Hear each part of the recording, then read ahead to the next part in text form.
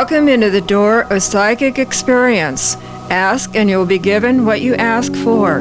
Seek and you will find. Knock and the door will be opened. For everyone who asks receives. Anyone who seeks finds. If only you will knock, the door will open, and the truth within your higher spiritual self will be revealed to you. Come now with us and go where angels come, and you can too.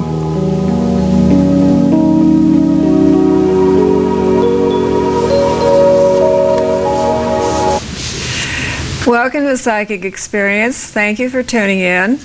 I'm your host, Reverend Doris Horvath, the pastor of the First Spiritualist Church in City Heights, San Diego.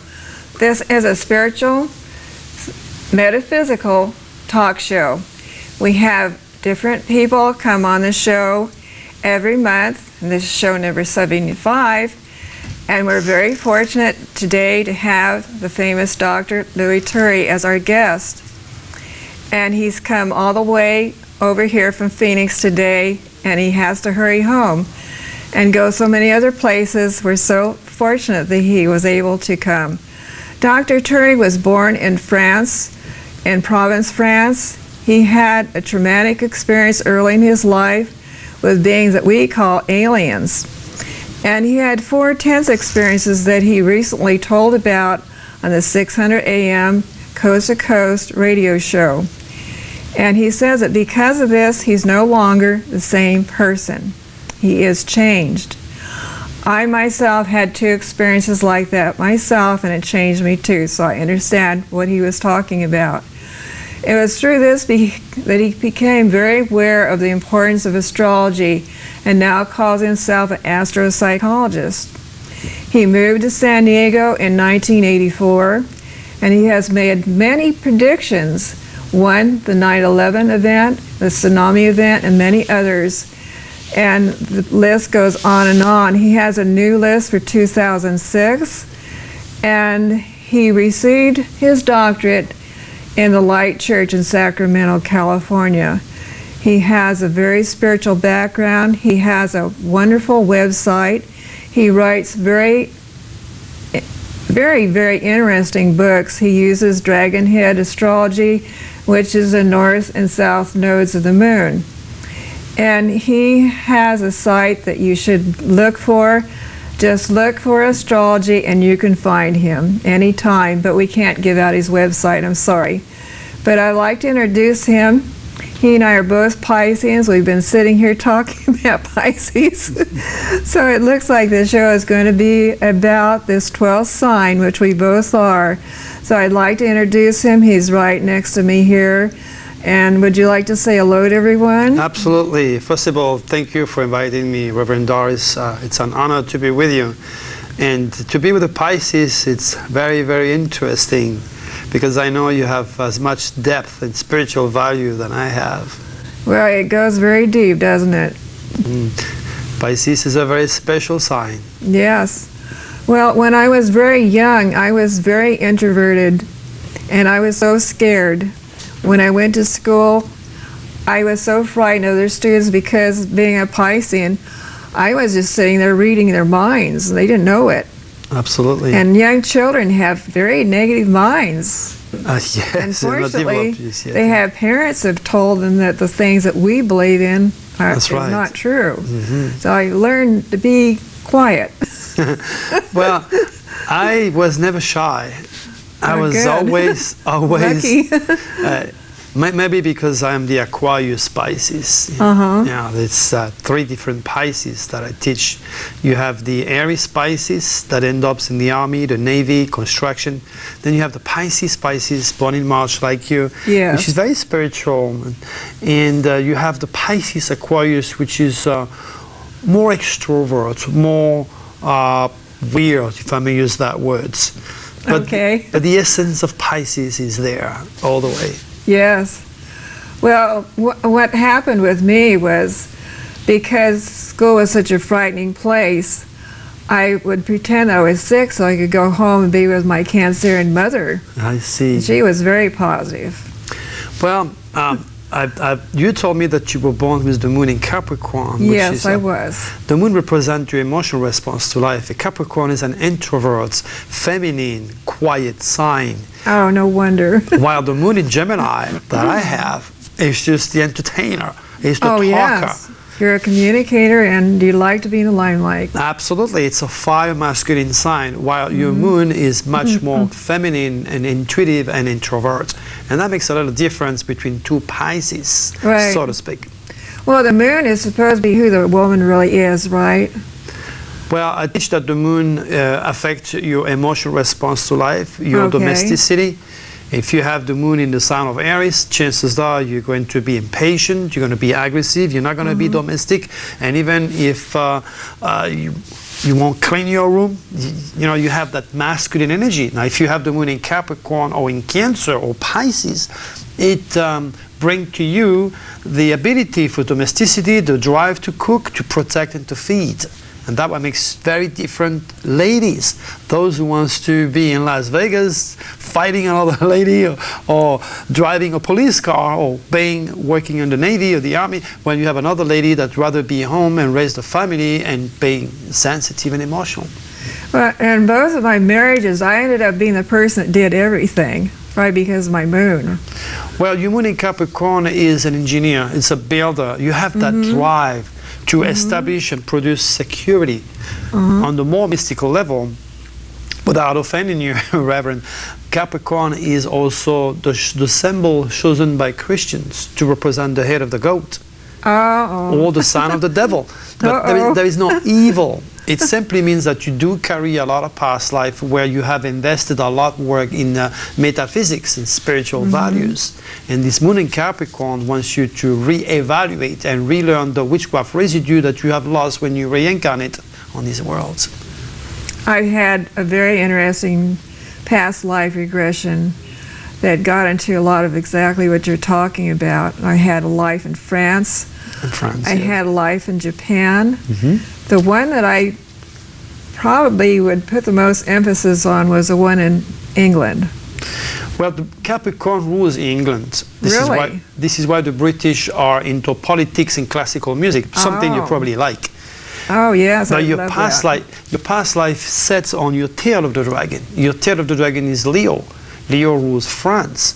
And you always knew that the French and the British always had something to say to each other. So you have lives in both areas. You also have lives in Italy, and you have been burnt on the stake many times by the French and the English Inquisition.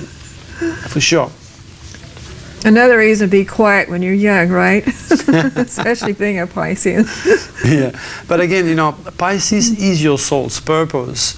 And being a Pisces, it's very, very hard because you have to go against the current, and the current 24/7 will never go in your direction. You have been enslaved, as all Pisces, including myself, to swim back like a salmon towards your birthplace. And that is the stars, that's where you came from. While the negative fish represent following any of the 875 different denominations that brings separations in religion. Well, what about your experiences that you had with the alien personalities? And I had two of them myself.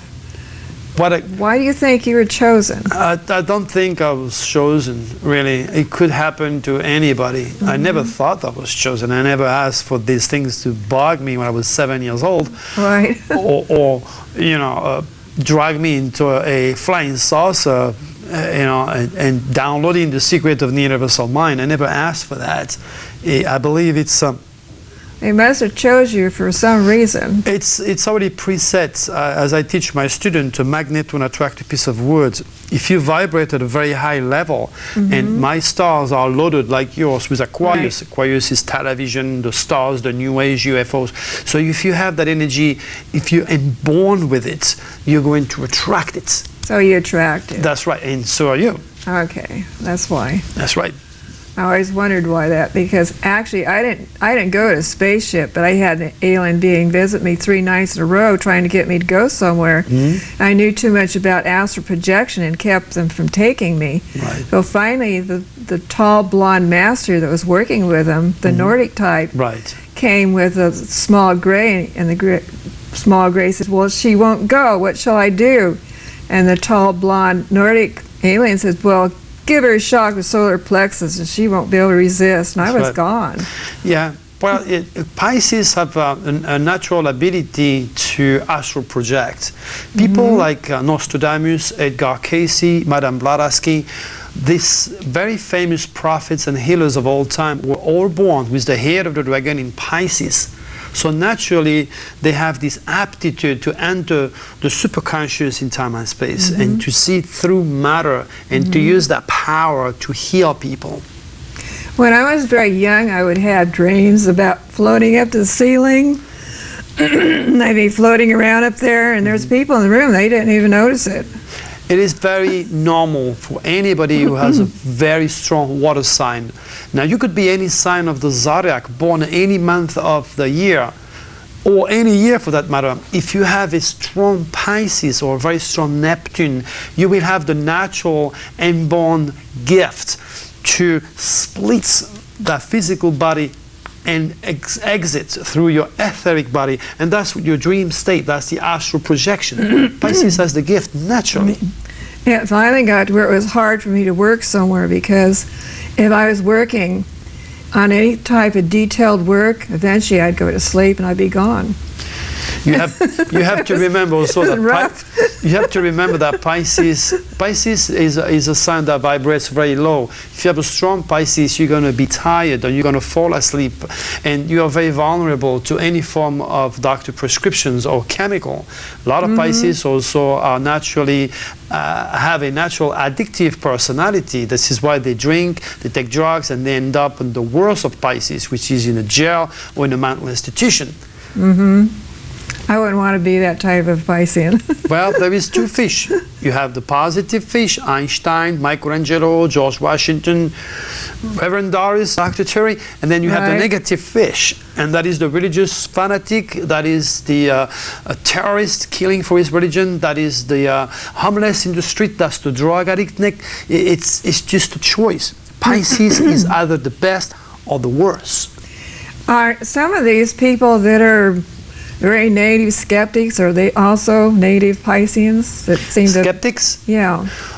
They seem to like to... People who have a strong earthy charts loaded with Capricorn, Virgo, or Tauruses are meant to work and develop the physical manifestation, and that produce engineers, that produce people that work with mathematics, organizer, people that are sad enough in control of the political front because they have that attitude to build and structure, and they are logical and they're rational, they educate themselves, they have an inborn good memory, while those who have a more water sign are more psychic, intuitive, or creative, because Neptune rules creativity and your imagination. Right. So if you have a lot of earth, you're going to be natural skeptical. You will not be able to enter the archetypal realm of consciousness because your stars, your UCI, unique celestial identity, does not allow you to go there. We are so very different, and it's all based upon what you inherited from your charts. Right. Well, it's like there's something that's missing then in them that we have, that is like we have different DNA. Again, you are connected with your family DNA-wise and physically. You may even look like your mom and your dad, but within the world of the spirits, you are the biggest stranger to your closest family member, because you don't have the same stars. You have the same genetics, the same DNA, but not the same stars. And that's what makes 2 people, even family member, best friend, or worse enemies. Your stars is what makes you. Well, I know a lot of people that are spiritual, and I ask them if anybody else in their family are, and most often their answer is no. No, it doesn't work that way. Usually your parents are your worst enemy from previous past lives. And in my family, some of them are very gifted, and some are absolute no gift in painting or singing or whatever. It's karma. every single life that you invest in specific endeavors like Mozart or Beethoven learning to play piano for many, many lives, at a very early age, they end up being musical genius. It's an investment. Well, you headed that way yourself, weren't you? At one time you had... Well, being a Pisces, Reverend Doris, I'm naturally very creative. And I was going that way. I graduated from the Royal School of Music. I played piano. I signed contract with the Philips Record Company. I was aiming that way. But the universe decided otherwise. What I want and what the universal order has imposed on me is a very different situation. And I didn't know that. It's like you had a complete personality change. Oh my gosh. You could say that. Yes. I'd say I had a wake-up call. I was forced to realize and to accept that UFOs are not the product of imagination. I was an actor into a real world, and that's such a gap. You know, people have the right to be skeptical, and any UFO experience is so personal. And if you go through it yourself, you will never, ever be able to relate to anyone else who did. You know, I'm sort of wondering a lot about the effect of the planet Uranus as it's going through our sign Pisces. And I was going to ask you about one prediction that's for January the 29th that I noticed in my Astrologers and Feminists. I teach astrology, but it's not the same type of astrology that you're into. But I noticed my Rosicrucian Feminist that the Sun is in Aquarius on that day, the 29th, 9 degrees. Also, Mercury, mine, is in Aquarius, 11 degrees. That's a conjunction. And also the Moon is in Aquarius on that day at 9 degrees. Then opposite this whole thing is Saturn in Leo, exact opposition as to degree. So there has to be something really... Well, let me give you my version. Something else. Aquarius rules television and the stars. And that's the day I'm going to be taping in London for the Discovery Channel. Really? Yes. I was born with Mercury in Aquarius, Venus in Aquarius, Jupiter in Aquarius. So I'm already set by the universe to do something that has and will involve television. Ah, on that day. That is on my chart. However, on the universal aspect, you could be sure on that day you will have either an earthquake in Japan or explosion. Remember, Aquarius and Uranus rules the sudden release of energy. So it's either producing and promoting technology and television appearances, like in my case, or on a big scale, an earthquakes or explosion. It will happen on that date. Oh, wow. I was telling you about my dream that I had this morning because I was praying that my dream master would tell me something about what we were going to talk about. And if you remember, we were both at the ocean front, and you were looking out at the ocean. There was a lot of people looking out at the ocean too, and so was I. And you had with you all the boxes of shoes that you're trying to help me find my spiritual mate, you know, of the shoes that matched. But we were all looking out the ocean. There's this big, long road that went way, way out to where you couldn't see it anymore. And partway there was waves going over the road, and there's fog, and the people were really scared because they couldn't see past that point what was going to happen in the future. And this morning I got to thinking about it. It gave me the impression that the dream was telling me that this shows that you have the power to see what's beyond the waves and the fog, and you know where the road's going, but they don't, so they're scared. It's very interesting, Reverend Doris, because you just subconsciously you were being made aware of the power of Pisces, but on a different level. It's like you were going to understand something about your astrology or what Pisces is all about, but on a different level. And that message may be affecting the world at large, but also affected you personally. And I, as a Pisces, will always listen to the subconscious message, especially those coming from your dream state. An interesting dream. It kind of reinforced what I teach my students about the power of the subconscious and the future being the reincarnation of the thoughts. Very interesting prophetic dreams. Oh, I only write down the ones that tell a story, and that told a very interesting story. I wrote 2 pages. Well, again, you know... But it wasn't a pier going out in the water. It wasn't a bridge going on water. It's just a road. It was a one-lane road. And you have to, and you probably know, obviously, as an astrologer, that Pisces, Aries was the head, all the way down to Taurus, the neck, Gemini, the arms, Leo, love your heart, all the way down to Pisces, which is the feet meaning shoes. Again, another message involving the deep message concerning the sign of Pisces. And that brings me to let you know that the head of the dragon in June 2006 will move into the sign of Pisces. Really? And indeed. And that is when I'm going to be doing, in June, I'm teaching a live course in Hawaii. Oh, how exciting. Understand that Pisces rules islands, exotic places, including Hawaii. On the month that the dragon moves, I'm going to be out there. And this dragon set in Pisces is going to be affecting all of those that are under the sign of Pisces. It will touch directly all the water sign, Cancer and Scorpio.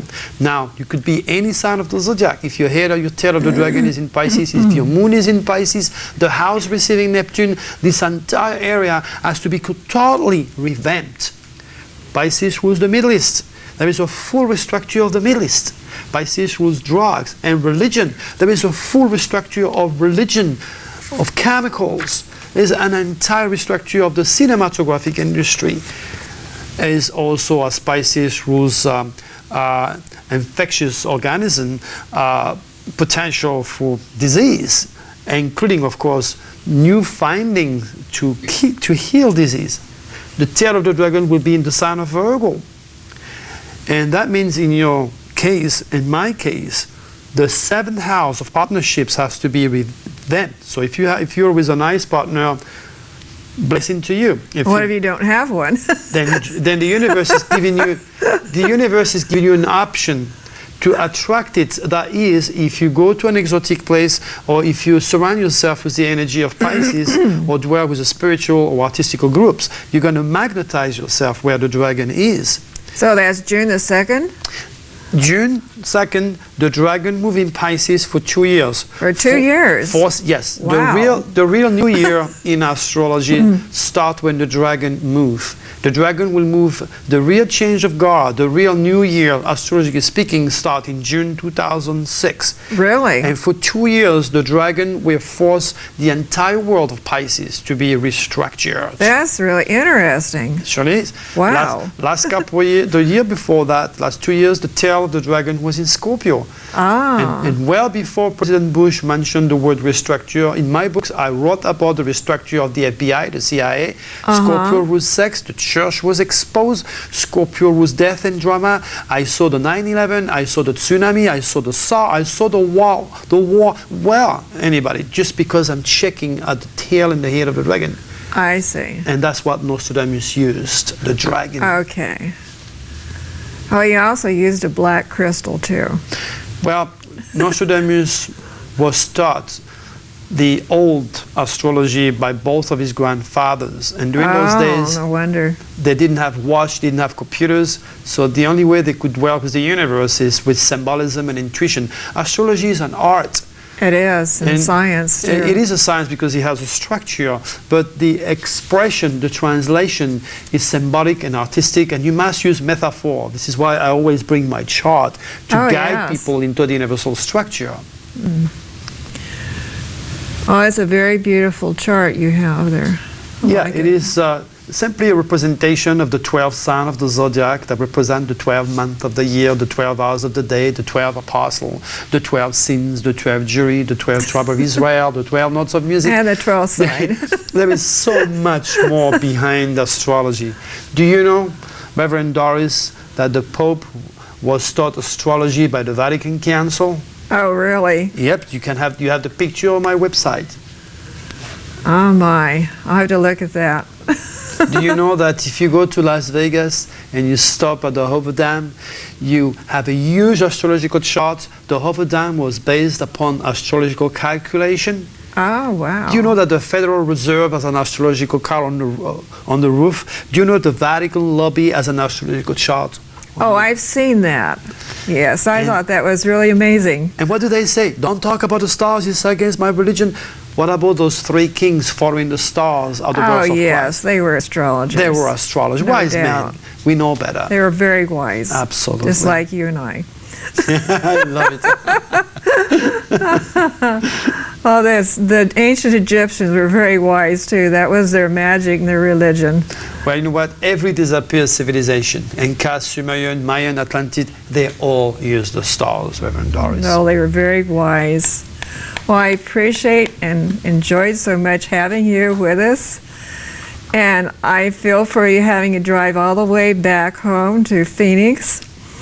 But I'm sure your angels will watch over you all the way. Thank you. And I want to thank our crew and thank the people that spent extra time today to do all this. And remember our church, where angels come, so can you, the First Spiritualist Church. You'll see our phone number at the end of the show in the credits. Please call us if you want to know something more about Dr. Turi. We'll be happy to help you with that. God bless you, and thank you so much, and keep on watching. We love you. Bye-bye for now.